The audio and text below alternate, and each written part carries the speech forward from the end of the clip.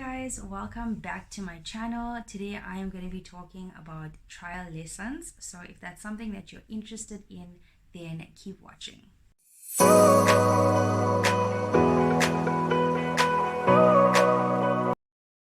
Alright guys, so like I've mentioned before in a previous video, Preply takes 100% commission on trial lessons, which means for that hour that you are teaching, you do not get paid. And I know this can be discouraging for a lot of you because you think you're putting in all of that work, and if the student doesn't book a lesson with you or lesson packages thereafter, it's going to be all for nothing. All right, so I want to share with you the way I approach trial lessons, give you some tips in order to help you to hopefully get students to stick around. All right, so the first thing is when I started tutoring on Preply, before I even got students, I sat down and I thought about trial lessons, and I thought about what I was going to teach students, and I had no idea because I had not done this previously. Okay, but then I thought to myself, these are people that I am essentially meeting for the first time.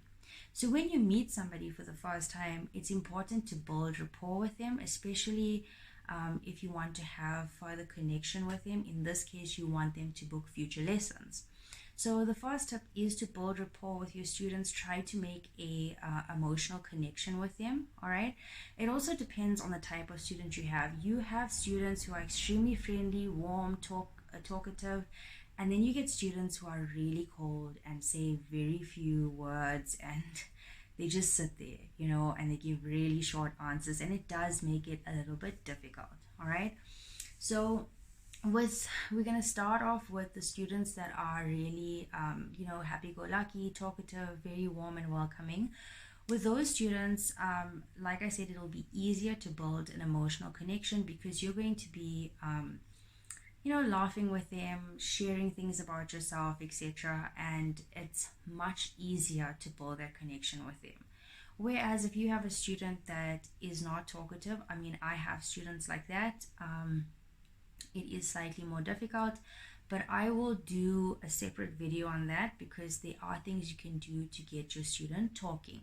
So just say you have an ordinary student who is very relaxed, calm, just wants to chill and talk to you, very open, then you can use my trial lesson example. All right, so during my trial lessons, I start off the lesson by introducing myself.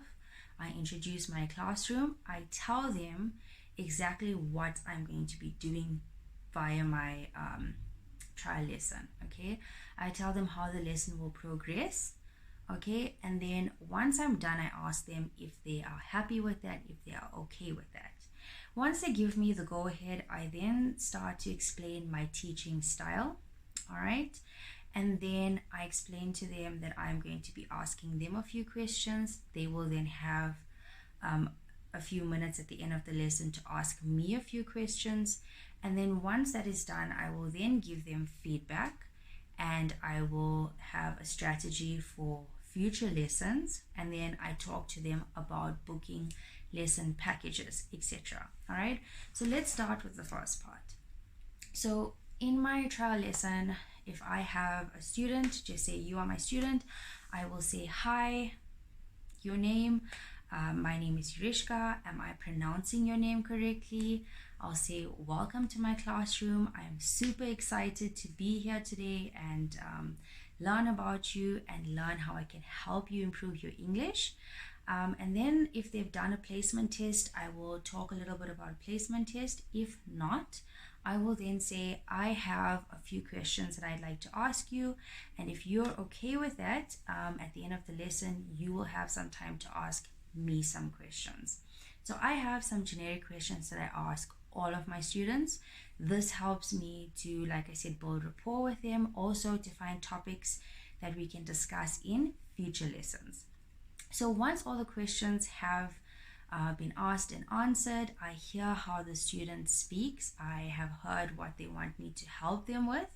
I then give them feedback. All right, so I will explain to them some of the common errors that they are making, how to correct it, Then I give them small examples of what I can teach them. All right.